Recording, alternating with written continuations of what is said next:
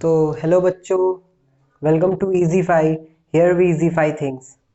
तो आज हम लोग बायो का फर्स्ट जो चैप्टर है क्लास टेंथ का वो हम पढ़ने जा रहे हैं, लाइफ प्रोसेसेस। और ये जो चैप्टर है ये बहुत इंपॉर्टेंट है। यहाँ पे बहुत सारे इंपॉर्टेंट कॉन्सेप्ट्स है जो अगर आप समझ ले एकदम शॉर्ट में मैं समझाने की कोशिश करूँगा तो आप भी एक अलग लेज मतलब एज ले पाएंगे।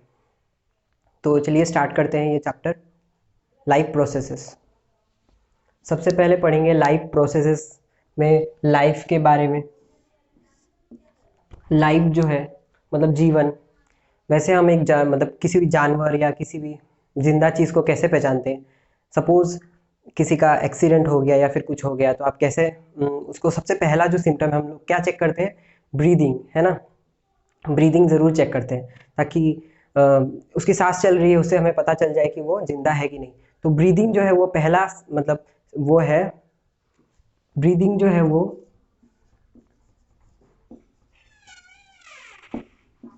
ब्रीदिंग वो सबसे पहला आपका साइन है किसी भी लाइफ को पहचानने का कि वहाँ उस ऑर्गेनिज्म में या फिर उस जीव में जो लाइफ है कि नहीं। उसके बाद आता है मूवमेंट। मूवमेंट मूवमेंट जो है वो भी अ, उससे भी हम पहचानते हैं कि कोई भी चीज़ जिंदा है या नहीं है। अगर कोई मूवमेंट नहीं हो रहा है तो हम लोग फिर ब्रीदिंग में जाते हैं कि ब्रीथ कर रहा है या नहीं कर रहा है। तो ये तो हुआ बड़े ऑर्गेनिजम्स के बारे में। अब हम बात करेंगे छोटे ऑर्गेनिजम्स जो हम देख नहीं पाते, तो उनमें हम कैसे पहचानेंगे कि वो ऑर्गेनिज्म जो है वो जिंदा है या नहीं है। तो सपोज हम एकदम यूनिसेलुलर ऑर्गेनिजम्स के बारे में बात करेंगे। यूनिसेलुलर ऑर्गेनिजम्स मतलब एकदम वन सेल वाले। यूनिसेलुलर ऑर्गेनिज्म मतलब यूनी मतलब वन वन सेल वाले, वो जो नेकेड आइज से दिखाई नहीं देते, ठीक है। तो उन्हें हम कैसे पहचाने कि वो जिंदा है या नहीं है। तो हम लोग क्या करेंगे, उसे हाईटेक इंस्ट्रूमेंट्स यूज करेंगे, जैसे माइक्रोस्कोप यूज करेंगे उनको देखने के लिए कि उनमें भी मूवमेंट हो रहा है कि नहीं। तो वहां पे भी मूवमेंट जो है वो हमें बताता है कि वो जो ऑर्गेनिज्म है वो जिंदा है या नहीं है, ठीक है। सपोज और भी ले ले एग्जांपल ले ले वायरस का, ठीक है। वायरस से पहले हम जाते हैं यूनिसेलुलर ऑर्गेनिजम्स जो होते हैं या फिर कोई भी यूनिसेलुलर मतलब वन सेल। तो एक सेल है, सेल जो होता है वो क्या होता है, बेसिक यूनिट ऑफ लाइफ। मतलब सबसे पहला यूनिट जो एकदम सबसे बेसिक यूनिट जो है जिससे एक लाइफ कॉन्स्टिट्यूट होता है वही है, ठीक है। तो सेल जो है वो इंटर्न किसी चीज से बना होगा, है कि नहीं। तो जैसे कि सेल किससे बना होगा, मॉलिक्यूल से, मॉलिक्यूल से बना होगा, ठीक है। मॉलिक्यूल से बना होगा। तो यहाँ पे सेल जो है एक्सटर्नल एनवायरनमेंट के कांटेक्ट में भी आता है हमेशा, ठीक है। जब एक्सटर्नल एनवायरनमेंट के कांटेक्ट में आता है तो क्या होता है, सेल जो होता है वो ऑर्गेनाइज्ड होता है। क्योंकि सेल ऑर्गेनाइज मतलब मॉलिक्यूल्स जो होते हैं उसमें सेल में वो बहुत ऑर्गेनाइज्ड होते हैं। मतलब जब एक्सटर्नल एनवायरनमेंट में वो रहेंगे तो क्या करेंगे, अपने आप को ऑर्गेनाइज रखने की कोशिश करेंगे, ठीक है। एक्सटर्नल एनवायरनमेंट में रहेंगे तो ऑर्गेनाइज रखने की कोशिश करेंगे। तो मॉलिक्यूलर मूवमेंट जो है, मॉलिक्यूल्स का मूवमेंट, ठीक है। मॉलिक्यूल्स का मूवमेंट, मॉलिक्यूल्स का मूवमेंट बहुत ज़रूरी है एक सेल को ऑर्गेनाइज्ड वे में, मतलब एक सेल को मतलब एक जगह रखने में मदद करता है, वरना वो सेल क्या होगा, टूट के बिखर जाएगा मॉलिक्यूल्स में, ठीक है। एक्सटर्नल एनवायरनमेंट क्या करता है, मगर वो सेल को एक ऑर्गेनाइज्ड वे में, मॉलिक्यूल्स को ऑर्गेनाइज्ड वे में रहने नहीं देता। वो एक्सटर्नल एनवायरनमेंट क्या करेगा, जितने भी मॉलिक्यूल्स हैं उनके बीच में जो बॉन्ड बना होता है उसे तोड़कर और सेल को भी डिस मतलब ऑर्गेनाइज्ड वे से डिसऑर्गेनाइज्ड वे में कन्वर्ट कर देगा, ठीक है। मतलब एक सेल टूट जाएगा। तो सेल ऐसा क्या करता है जो कि एक्सटर्नल एनवायरनमेंट का जो उस पर इफेक्ट पड़ रहा है वो उसे कमा सके। वो क्या करता है, मॉलिक्यूल्स, वो मॉलिक्यूल्स का मूवमेंट होता है सेल के अंदर। मॉलिक्यूल्स के मूवमेंट की वजह से क्या होता है, सेल जो होता है वो एनर्जी गेन करने की कोशिश करता है, ठीक है। मॉलिक्यूल्स का मूवमेंट से एनर्जी गेन करने की कोशिश करता है, क्योंकि एनर्जी अगर गेन नहीं करेगा तो वो मॉलिक्यूल्स भी मूव नहीं करेंगे, और मॉलिक्यूल्स जब मूव नहीं करेंगे तो क्या होगा, मॉलिक्यूल्स जब टूट के बिखरे हुए होंगे तो वो वापस क्या ऑर्गेनाइज होंगे ना, नहीं होंगे। ठीक है। तो वहां से वो एनर्जी लेकर क्या करेगा, बाहर से एनर्जी लेकर और मॉलिक्यूलर मूवमेंट करके सेल जो है अपना बचाव करेगा। ठीक है, ये क्लियर हुआ। तो यहाँ पे मॉलिक्यूलर मूवमेंट का बात बहुत इंपॉर्टेंट है। अब आ जाते हैं, जैसे हम एक साइंटिस्ट से पूछे कि क्या मॉलिक्यूलर मूवमेंट जरूरी है, तो साइंटिस्ट कुछ हद तक कहेगा हाँ जरूरी है। एक बुक में आपका एक्सेप्शन दिया हुआ है वायरस का, वायरस का एग्जांपल दिया हुआ है। वायरस जो होता है वो क्या होता है, एक्सटर्नल एनवायरनमेंट में कोई भी एक्शन, उसका जो एक्शन होता है वो नहीं होता है, कोई भी साइन ऑफ लाइफ शो नहीं करता। क्यों नहीं शो करता, लाइफ का जो साइन है वो शो ही नहीं करता, क्योंकि वहां पे कोई मॉलिक्यूल्स का मूवमेंट उसमें नहीं होता। ठीक है, मगर जब वायरस क्या करता है, किसी होस्ट सेल मतलब जिस पर वो अटैक करेगा, ठीक है, होस्ट सेल के अंदर जब एंटर करता है, होस्ट सेल के अंदर जब एंटर करता है तो वो क्या करता है, अपना मूवमेंट शो करने लगता है मॉलिक्यूल्स का, उसमें मॉलिक्यूलर मूवमेंट फिर शुरू हो जाता है। ठीक है, तब उसमें लाइफ आ जाता है। तो इससे एक बात तो क्लियर हुआ कि मॉलिक्यूलर मूवमेंट बहुत जरूरी है। भले ही वायरस जो है बहुत कंट्रोवर्शियल है, वायरस को लेकर अभी भी बहुत कंट्रोवर्सी है कि वो जिंदा है या नहीं है, तो इसे कभी कभी एंटिटी भी कहा जाता है। ठीक है, एंटिटी भी कहा जाता है। तो हम बात कर रहे थे मॉलिक्यूलर मूवमेंट की। अब हम बात करेंगे कि जब सेल बाहर से जब एनर्जी लेता है, बाहर से जब एनर्जी लेता है तो क्या वो डायरेक्टली उसे यूज कर लेता है। अगर ऐसा होता तो क्या होता, जितने भी दुनिया में जितने भी सेल्स है वो क्या होते, बढ़ते जाते, क्योंकि बहुत एनर्जी प्रोवाइडेड है। हर एक मॉलिक्यूल क्या होता है, ऑर्गेनाइज होकर और बाहर से फटाफट एनर्जी लेकर वो क्या होता, सेल बन जाता है। होता कि होता है, मतलब ऐसा हो पाता, मगर ऐसा पॉसिबल नहीं है। तो एनर्जी लेकर उसे वो क्या करता है ऐसा जो वो इसे यूटिलाइज कर पाता है, और एनर्जी मिलता भी है कहाँ से, बाहरी सोर्स से, एक्सटर्नल एनवायरनमेंट में बाहरी सोर्स से मतलब एनर्जी मिलता है उसे। ठीक है, most of the organic compound जो होते हैं वो कार्बन बेस्ड होते हैं, मतलब कार्बन का प्रेजेंस होता है उनमें बहुत ज्यादा, एबंडेंट ऑफ कार्बन होता है, इसीलिए उन्हें ऑर्गेनिक भी कहा जाता है। ठीक है, जहां ऑर्गेनिक वर्ड आएगा वहां आप उसे कार्बन से रिलेट कर सकते हैं। तो क्या होगा, सेल जो होगा वो क्या करेगा, बाहर से जो सोर्सेस है, बाहर से जो फूड सोर्सेस है उन्हें लेकर उन्हें तोड़ेगा। ठीक है, उन्हें क्या करेगा, जैसे कार्बन सोर्स है, किसी कार्बन सोर्स को वो क्या करेगा, ब्रेक करेगा। ठीक है, ब्रेक करके और उसमें से जो एनर्जी रिलीज होगा वो उसे एब्जॉर्ब कर लेगा। ठीक है, अगर यूनिसेलुलर ऑर्गेनिजम्स है तो जैसे कि आपका एमीबा हुआ या बैक्टीरिया हुआ, तो वो सिंपल डिफ्यूजन से ही इस एनर्जी को ले लेगा फटाफट। सिंपल डिफ्यूजन कुछ नहीं होता, मतलब बहुत इजी वे ऑफ, मतलब एनर्जी को सबसे इजीएस्ट वे जो होता है लेने का एनर्जी को, उसे कहते हैं सिंपल डिफ्यूजन। हम लोग पढ़ेंगे उसके बारे में, अभी आप समझिए बस कि वो क्या करेगा, ऐसे फटाफट ले लेगा। मगर मल्टीसेलुलर ऑर्गेनिजम्स में क्या होता है, वैसा कुछ नहीं होता। तो ये जो ब्रेक डाउन हुआ और एनर्जी का मतलब कंजम्पशन हुआ इस सेल के द्वारा, इस चीज को क्या बोलेंगे, इसी चीज को बोलेंगे। और एक चीज इंक्लूड करना चाहूंगा कि यहाँ पे क्या हुआ, ये मेंटेन करेगा अपने आप को, ऑर्गेनाइज करता रहेगा। मॉलिक्यूल्स जो है वहाँ पे, मॉलिक्यूल्स जो है सेल के अंदर वो अपने आप को ऑर्गेनाइज करते रहेंगे और सेल को मतलब बनाए रखेंगे अपने जगह पर। तो इस चीज को बोलेंगे लाइफ प्रोसेस। ठीक है, लाइफ प्रोसेस, यही है टॉप मतलब चैप्टर का नाम इसीलिए दिया हुआ है लाइफ प्रोसेस। यहाँ पे बहुत सारे अलग अलग सब प्रोसेसेस होते हैं जो हम लोग धीरे धीरे पढ़ेंगे। ठीक है, हम बात कर रहे थे मल्टी सेलुलर ऑर्गेनिजम्स की। यूनिसेलुलर ऑर्गेनिजम्स में क्या होता है, क्योंकि एक ही सेल होता है मल्टी सेलुलर ऑर्गेनिजम्स की, मल्टी सेलुलर ऑर्गेनिजम्स जो है वहाँ पे बहुत सारे सेल से मिलकर वो बने होते हैं। मल्टी मतलब बहुत सारा, और सेल सेलुलर। ठीक है, तो वहाँ पे क्या हर सेल जो है वो सिंपल डिफ्यूजन से क्या एनर्जी ले पाएगा, सिंपल डिफ्यूजन से एनर्जी क्या ले पाएगा, नहीं। सिंपल डिफ्यूजन से एनर्जी हर सेल को नहीं मिल पाएगा, क्योंकि वहाँ पे कुछ सेल्स अंदर भी होते हैं, कुछ सेल्स बाहर भी होते हैं। और सिंपल डिफ्यूजन जो होता है वो क्या होता है, सेल का जो लेयर होता है उससे मतलब डायरेक्ट कांटेक्ट में अगर एक्सटर्नल एनवायरनमेंट है तो वहाँ से मतलब सिंपल डिफ्यूजन के द्वारा सेल्स, मतलब एक सेल जो है अगर, तो एनर्जी को वो मतलब जो भी एनर्जी बेस्ड जो मॉलिक्यूल्स है उसे फटाफट एब्जॉर्ब कर लेगा। मगर यहाँ पे तो अगर अंदर जो बहुत सारे सेल्स हैं, मल्टीसेलुलर में तो ऐसा ही होता है कि बहुत सारे सेल्स अंदर भी होते हैं, बाहर भी होते हैं, मिडिल में होते हैं।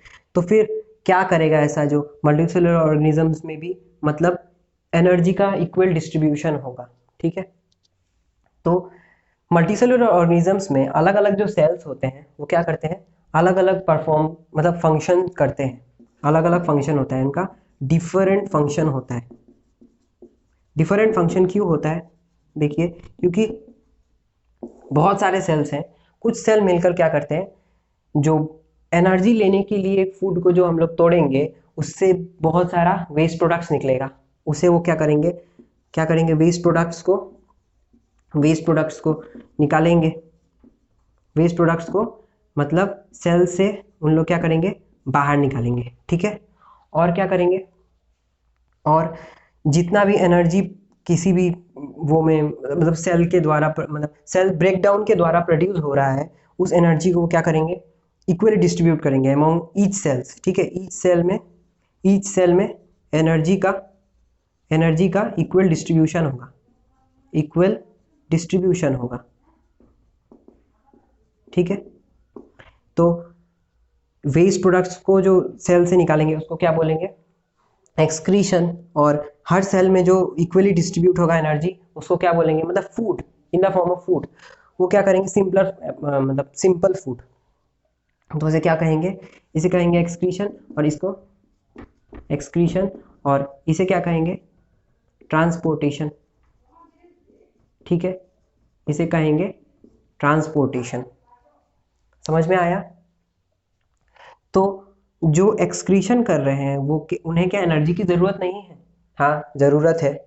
तो क्या होगा, ये ट्रांसपोर्टेशन के द्वारा क्या होगा, यहाँ पे एनर्जी जो होगा, जो वेस्ट प्रोडक्ट्स को जो सेल्स निकाल रहे हैं उन्हें भी मिलेगा, और जो हर सेल में जो मतलब यहाँ पे जो वेस्ट प्रोडक्ट जनरेट हो रहा है ट्रांसपोर्टेशन करने वाले सेल, उसे भी एक्सक्रीटरी जो सेल्स होंगे वो क्या करेंगे, वो भी उसे ट्रांसपोर्टेशन के द्वारा ही वहां तक पहुंचाएंगे उन सेल्स तक, और वहां से वो निकल जाएगा वेस्ट जो प्रोडक्ट है। ठीक है, तो ये जो पहले का जो इंट्रोडक्शन दिया हुआ है ये बहुत ज़्यादा मतलब डिटेल्स में दिया हुआ है, मैं उतने डिटेल्स में नहीं जा रहा हूँ, फटाफट से मतलब ऊपर ऊपर ही बता के जा रहा हूँ। बाद में जब हम आने वाले वीडियोस में इसे और डिटेल्स में पढ़ेंगे फ्यूचर में। ठीक है, अब हम आ रहे हैं न्यूट्रिशन के ऊपर, जो एक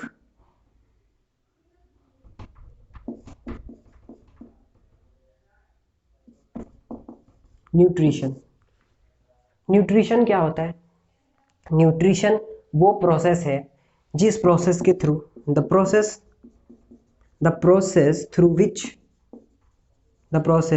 through which food is broken food is broken down and energy is absorbed। मैं इसे सिंपल एक लैंग्वेज में लिखा हूँ, बुक में बहुत अच्छे से मतलब डिफाइन नहीं किया गया है वहाँ पे, बस ऐसे ही बताया गया है कि फूड को ब्रेक डाउन करेंगे और एनर्जी निकलेगा, तो उस प्रोसेस को ही बोलेंगे न्यूट्रिशन। अब बहुत सारे मतलब टाइप्स के न्यूट्रिशन हैं वो भी हम पढ़ेंगे, जैसे कि इसे फर्दर डिवाइड किया गया है दो पार्ट में, ऑटोट्रोफिक न्यूट्रिशन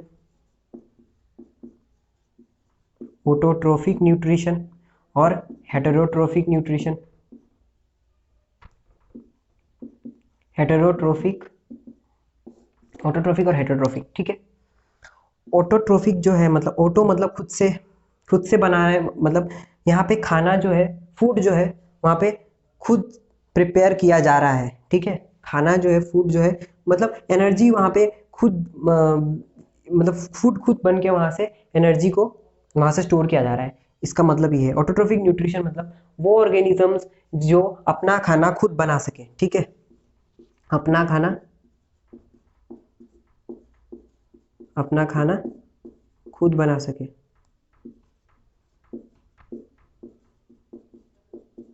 अपना खाना खुद बना सके, तो उन्हें कहेंगे ऑटोट्रोफिक ऑर्गेनिजम्स। ठीक है, और उस न्यूट्रिशन को क्या कहेंगे, ऑटोट्रोफिक न्यूट्रिशन। जैसे कि प्लांट्स सबसे कॉमन एग्जांपल है। प्लांट्स जो है वो, प्लांट्स क्या है, अपना खाना खुद बनाते हैं, उनके पास ऑर्गेन्स है, जैसे कि लीफ, स्टेम, ठीक है, रूट्स। तो लीफ, स्टेम, रूट्स, जिस प्रोसेस से प्लांट्स खाना बनाते हैं उस प्रोसेस को क्या बोलते हैं, फोटोसिंथेसिस, ठीक है, उसे कहते हैं फोटोसिंथेसिस। तो हम लोग अभी फोटोसिंथेसिस के बारे में थोड़ा पढ़ेंगे, क्योंकि बुक में पॉइंट वाइज मेंशन किया गया है फोटोसिंथेसिस के बारे में, तो वो वाला हम पढ़ेंगे अभी, ठीक है।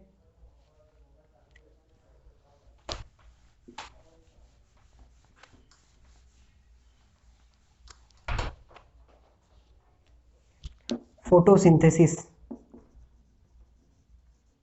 फोटोसिंथेसिस जो है मतलब क्या होता है, प्लांट्स जो होते हैं, प्लांट्स वो अपने लीफ, लीफ से क्या करते हैं, लीफ में कुछ ऑर्गेन, मतलब लीफ में कुछ ऐसे सब्सटेंस मौजूद होते हैं जिनके मदद से वो क्या करते हैं, सनलाइट का यूटिलाइज करते हैं, ठीक है, सनलाइट का यूटिलाइज करते हैं, सनलाइट का यूटिलाइज, सनलाइट जो है वो धूप, धूप का इस्तेमाल करके वो क्या करते हैं और अपना खाना बनाते हैं, फूड बनाते हैं, ठीक है। यहाँ पे होता क्या है, नंबर 1 पॉइंट में दिया हुआ है कि सनलाइट से जो एनर्जी आता है, ठीक है, सनलाइट एनर्जी को क्या में कन्वर्ट किया जाता है, केमिकल एनर्जी में, ठीक है, केमिकल एनर्जी। हम लोगों ने छोटे क्लास में पढ़ा ही होगा कि sun is a good biggest source of energy, ठीक है ना, सन एक सोर्स ऑफ एनर्जी है, मतलब सन नहीं है, सनलाइट जो है। तो सनलाइट का जो एनर्जी है वो उसे कन्वर्ट कर देते हैं केमिकल एनर्जी में। अब आप पूछेंगे कि सर ये तो लाइट है, यहाँ पे केमिकल में इस एनर्जी को उन्होंने केमिकल एनर्जी में कैसे कन्वर्ट कर दिया। वो कुछ इस तरह करते हैं कि वो पानी जो है रूट से लेते हैं, ठीक है, पानी H2O वो क्या करते हैं, रूट्स से एब्जॉर्ब करके और इन्हीं रूट मतलब वाटर को ब्रेक डाउन कर देते हैं, ठीक है, ब्रेक डाउन, ब्रेक डाउन क्या में करते हैं, hydrogen and oxygen, break down कर देते हैं क्या में, हाइड्रोजन और ऑक्सीजन में,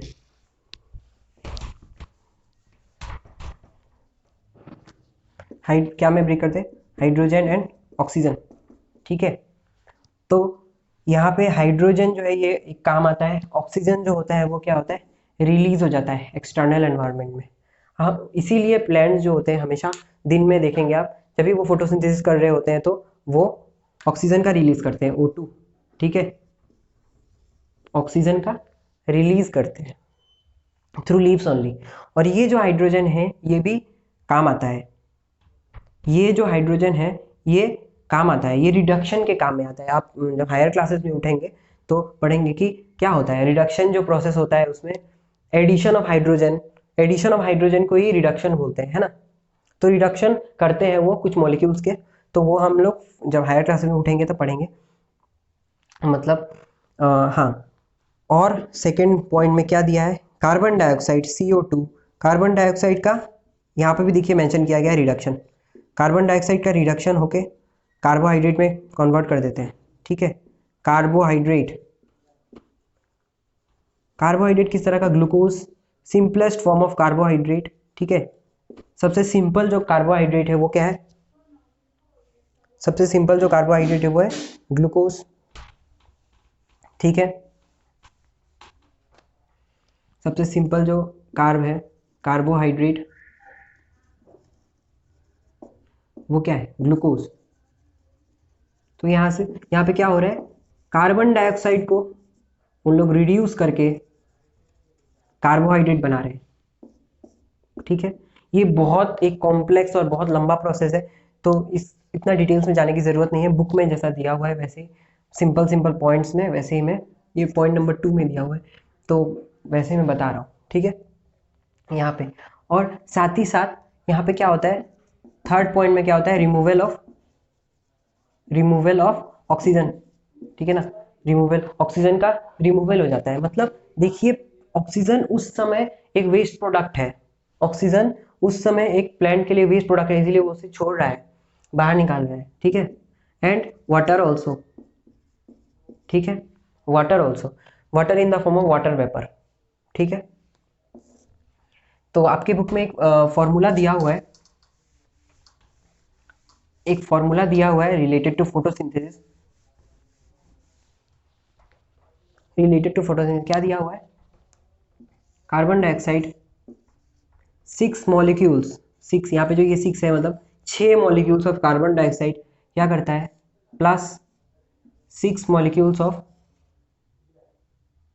plus sorry 12 molecules of water, ठीक है, 12 molecules of water in presence of sunlight. और फोटोसिंथेसिस कहाँ होता है, क्लोरोफिल में, ठीक है। क्लोरोफिल के बारे में बता रहा हूँ, क्लोरोफिल गिव्स क्या होता है, C6H12O6, ये ग्लूकोज का फॉर्मूला है, ठीक है, ये क्या है, ग्लूकोज का फॉर्मूला है। तो 1 molecule of glucose plus 6 molecule of oxygen plus 6 molecule of H2O, ठीक है। तो देखिए कार्बन डाइऑक्साइड जो है, कार्बन डाइऑक्साइड का रिडक्शन ही हुआ है यहाँ पे। देखिए कार्बन डाइऑक्साइड में यहाँ पे हाइड्रोजन का एडिशन हुआ है, 12 हाइड्रोजन जाकर ऐड हो गए, तो यहाँ पे कार्बन डाइऑक्साइड का क्या हुआ है, रिडक्शन हुआ है। और वाटर जो है, यहाँ पे वाटर जो है वो टूट कर क्या बना है, ऑक्सीजन, ठीक है, यहाँ से ही ऑक्सीजन आया है, यहाँ पे वाटर का ब्रेक डाउन हुआ है,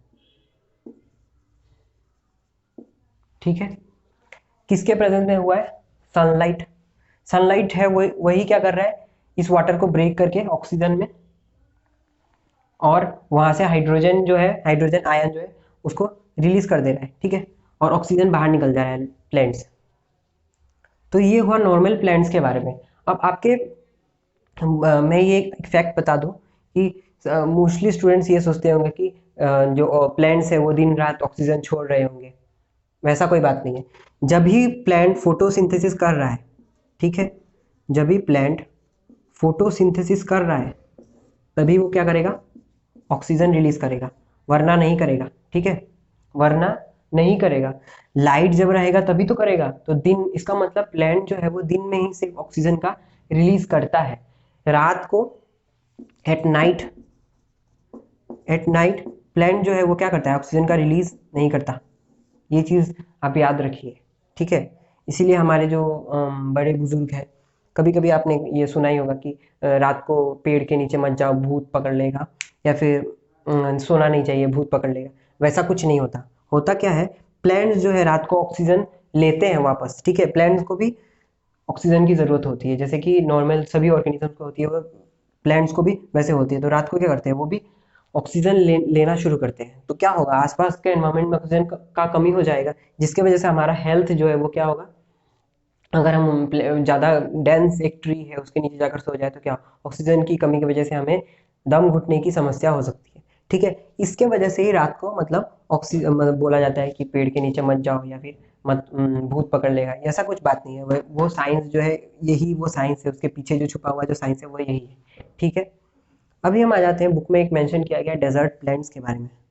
डेजर्ट प्लांट्स, डेजर्ट प्लांट्स जो है वो थोड़ा थोड़ा स्पेशल होते हैं फोटोसिंथेसिस के मामले में। वो रात को क्या करते हैं, अपना ऑक्सीजन का, वो रात को अपना कार्बन डाइऑक्साइड का यूटिलाइजेशन करते हैं, ठीक है, CO2 का यूटिलाइजेशन करते हैं। क्यों करते हैं, मतलब कह सकते हैं कि वो रात को एक तरह का फोटोसिंथेसिस करते हैं। क्यों, क्योंकि दिन में गर्मी इतनी ज़्यादा होती है कि, और हवा का जो बहाव होता है बहुत ज़्यादा तेज होता है, इसकी वजह से क्या होता है, स्टोमाटा होता है, स्टोमाटा हमारा जो प्लांट के नीचे, प्लांट जो होता है, प्लांट के जो ऐसे इस तरह के लीव्स वाले प्लांट होते हैं उनके नीचे स्टोमाटा ऐसा होता है, आपकी बुक में भी ऐसा दिया होगा, ठीक है। इतना बड़ा नहीं होता, बहुत छोटा छोटा डॉट डॉट डॉट, मैं ऐसे बड़ा दिखा रहा हूँ, ठीक है। यहाँ से गैसियस एक्सचेंज होता है, मतलब ऑक्सीजन निकल रहा है या फिर कार्बन डाइऑक्साइड जो है ये यहाँ पे एंटर हो रहा है, ठीक है।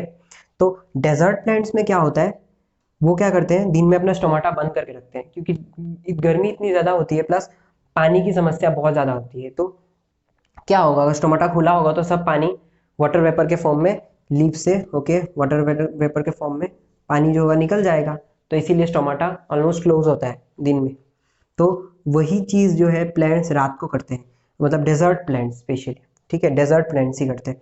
तो इसके वजह से रात को वो कार्बन डाइऑक्साइड का यूटिलाइजेशन भी करते हैं, इसीलिए कहा जाता है कि डेजर्ट प्लांट्स दिन रात फोटोसिंथेसिस, एक तरह से आप कह सकते हैं दिन रात। आप मतलब हायर क्लास में उठेंगे तो इसका एक कॉम्प्लेक्स जो प्रोसेस है वो भी पढ़ेंगे।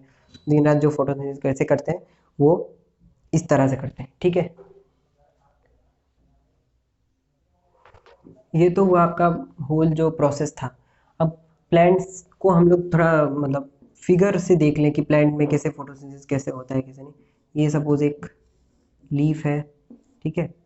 ये लीफ का नीचे का सरफेस सोचिए आप, मतलब ऐसे लीफ है तो लीफ का जो नीचे वाला जो लोअर सरफेस होगा वो सोचिए, वहाँ पे क्या होता है, ऐसे डॉट डॉट डॉट डॉट में दे दो, बहुत ही छोटा माइन्यूट, बहुत छोटे छोटे पोर्स होते हैं, माइन्यूट पोर्स, जिन्हें क्या कहते हैं, उनको अगर मैं मैग्नीफाई कर दूँ तो कुछ ऐसे दिखते हैं, ठीक है।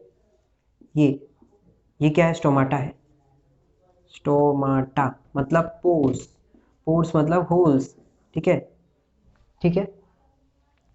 तो यहाँ से गैसियस एक्सचेंज होता है, मतलब कार्बन डाइऑक्साइड घुस रहा है, ऑक्सीजन का रिलीज हो रहा है, यहाँ से ही होता है, ठीक है। ये जो है ये क्या है, ये दोनों गार्ड सेल्स है। क्या है, गार्ड सेल्स, मतलब वो सेल्स जो स्टोमाटा का ओपनिंग और क्लोजिंग, स्टोमाटा का बंद होना और ओपन होना, उसको जो कंट्रोल करते हैं ये जो है वो गार्ड सेल्स हैं, ठीक है। तो आपको मतलब नाम से ही समझ आ रहा होगा गार्ड, मतलब गार्ड वहाँ पे वो क्या कर रहे हैं, इनको गार्ड कर रहे हैं कि वो क्या करें, ओपन हो क्लोज हो, कब उनको क्लोज होना है ओपन होना है, इसीलिए इनका नाम गार्ड सेल्स है, ठीक है। तो स्टोमाटा से क्या होता है, एक्सचेंज ऑफ गैसेस होता है। और क्या होता है, लीफ में क्लोरोफिल नामक एक पिगमेंट होता है, पिगमेंट मतलब कलर, पिगमेंट मतलब कलरफुल सब्सटेंस, ठीक है, कलरफुल सब्सटेंस,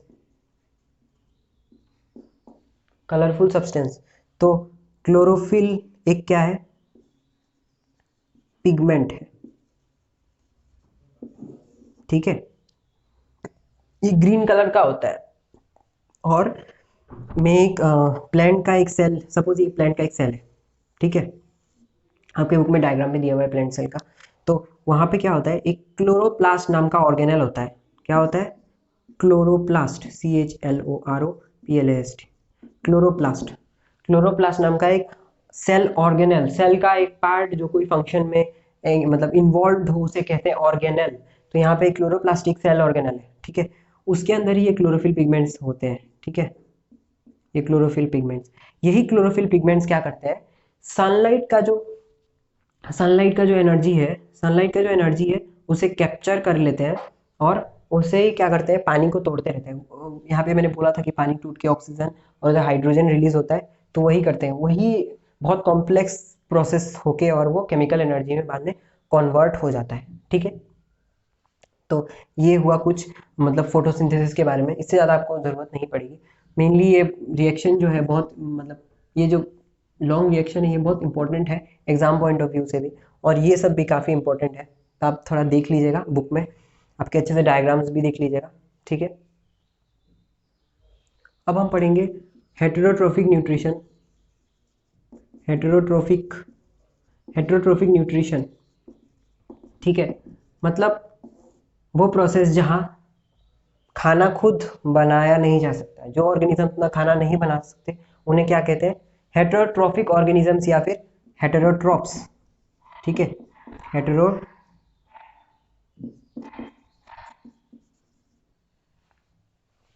हेटेरोट्रोप्स, हेटेरोट्रोप्स।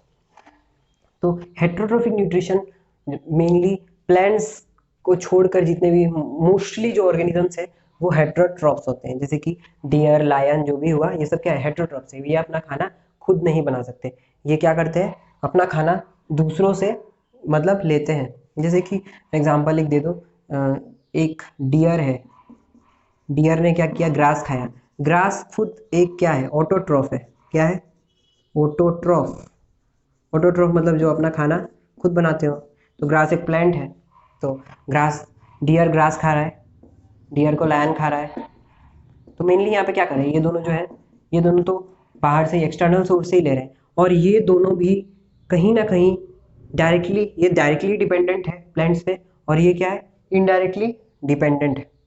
ठीक है, डियर के थ्रू, ये डियर को खा रहा है, तो डियर का मतलब ग्रास से जो एनर्जी मिला है डियर को, वो एनर्जी ही तो जा रहा है लायन के पास इनडायरेक्टली। ठीक है, तो इनडायरेक्टली रिलेटेड है। ठीक है, तो ये हुआ हेट्रोट्रोफिक न्यूट्रिशन। छोटे ऑर्गेनिज्म जैसे कि फंजाई, फंजाई या फिर हाँ फंजाई, तो वो क्या करते हैं, वो जैसे कि आप एग्जांपल ले ले ब्रेड का, क्या करते हैं, स्टार्ची सब्सटेंसेस, कार्बोहाइड्रेट वाले सब्सटेंसेस जो होते हैं, कॉम्प्लेक्स कार्बोहाइड्रेट वाले सब्सटेंसेस, जैसे ब्रेड ले, तो आप उनको, उसको कुछ दिनों तक भिगा कर रख दीजिए। फिर क्या होगा, आप कुछ दिन बाद देखेंगे वहाँ पे ब्राउन, ब्लैक, ग्रे कलर का बहुत सारा पैचेस, ऐसा ऐसा पैचेस बहुत सारा, वाइट भी बहुत सारा ऐसे उगाया है। वो क्या है, वो असल में फंजाई जो है उसका ग्रोथ है, वहाँ पे फंगल कॉलोनी ग्रो हो चुका है वहाँ पे। ठीक है, तो ये फंगल कॉलोनी यहाँ पे कर क्या रहा है, ये इस कॉम्प्लेक्स जो स्टार्च या कार्बोहाइड्रेट बोलेंगे, उसको ब्रेक डाउन कर करके और उसमें से एनर्जी को वो कंज्यूम कर रहा है। ठीक है,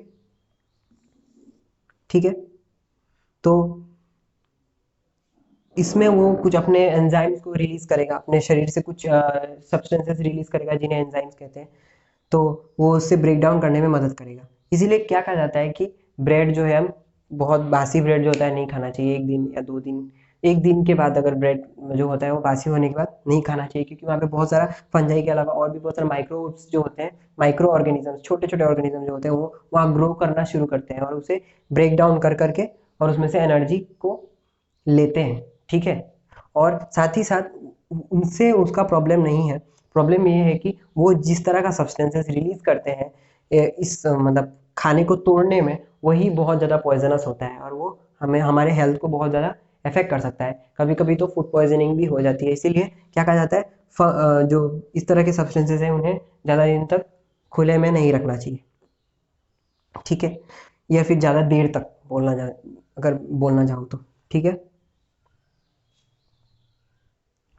और कुछ हैं जैसे कि, और कुछ ऑर्गेनिज्म से जो दिखाई देते हैं, जैसे कि टिक्स, लाइस और लीचेस, ये सब क्या है, ये अपना खाना कैसे लेते हैं, ये पैरासाइट की तरह रहते हैं। ठीक है, पैरासाइट मतलब दूसरे जानवर के ऊपर वो चिपके रहते हैं और उनके शरीर से वो अपना खाना चूसते रहते हैं। ठीक है, जैसे कि लाइस, हमारे हेयर में क्या होता है, 2 दिन बाद लाइस का अटैक होता है। ठीक है ना, जिसे ढील भी कहा जाता है। तो लाइस क्या करते हैं, वो हमारे हेड से क्या करते हैं, ब्लड को सक करते हैं थोड़ा थोड़ा, और वहाँ से न्यूट्रिएंट्स, मतलब न्यूट्रिशन जो है वो अपना हासिल करते हैं। और लीचेस क्या करते हैं, डायरेक्टली हमारे, अगर जैसे कि लीच जो होते हैं हमारे मतलब बारिश के दिनों में अगर कहीं आप जंग मतलब कहीं थोड़े पेड़ पौधे वाले गंदे जगह में जाए, तो वहाँ लीचेस बहुत सारे होते हैं, तो क्या करते हैं, हमें वो हमारे पैरों में चिपक जाते हैं और वहाँ से ब्लड सक करते रहते हैं। और फिर जब बहुत देर हो जाती है, थोड़ा थोड़ा, तो हमको पता चलता है कि हमें लीच ने पकड़ा है। ठीक है, तो ये सब क्या है, ये सब क्या है, पैरासाइट्स है, ये पैरासाइट्स है, ये भी हेटेरोट्रॉप्स ही है। ठीक है, हेटेरोट्रॉप्स के अंडर में आ रहे हैं पैरासाइट्स। प्लांट्स में भी इवन कुछ पैरासाइट्स होते हैं। ठीक है, प्लांट्स में वो क्या करते हैं, बड़े प्लांट्स को अटैक करते हैं, जैसे कि आपके बुक में दिया हुआ है कास्कुटा, कास्कुटा या हिंदी नाम उसका अमरबेल, अमरबेल। ठीक है, वो क्या करता है, कास्कुटा जो होता है वो बड़े होस्ट प्लांट्स में अपने आप को लपेटते हुए ऊपर तक जाता है, और उस प्लांट को, उससे जितना भी न्यूट्रिएंट्स है उसके अपने सकिंग वाले जो और रूट्स है, उससे क्या करता है, वो सक करते रहता है उसके शरीर, मतलब होस्ट के बॉडी से, ट्रंक, रूट्स, सभी सभी जगह से। तो ये सब बहुत डेंजरस होते हैं और वो क्या करते हैं, होस्ट को ऑलमोस्ट मार ही डालते हैं। ठीक है, इनको नहीं बोल रहा, इनको बोल सकता हूँ, कास्कुटा जो होते हैं। ठीक है, तो आज बस आपको मतलब हेट्रोट्रोफिक न्यूट्रिशन तक ही मतलब हमने पढ़ाया। तो जल्दी ही आपका नेक्स्ट जो वीडियो है वो न्यूट्रिशन इन ह्यूमन बीइंग, जो कि बहुत इंपॉर्टेंट है एग्जाम पॉइंट ऑफ व्यू से भी, वो आने वाला है। तो आप ज़रूर इसे देखिए, अगर आपको हेल्प मिले तो सपोर्ट ज़रूर कीजिए। Thank you.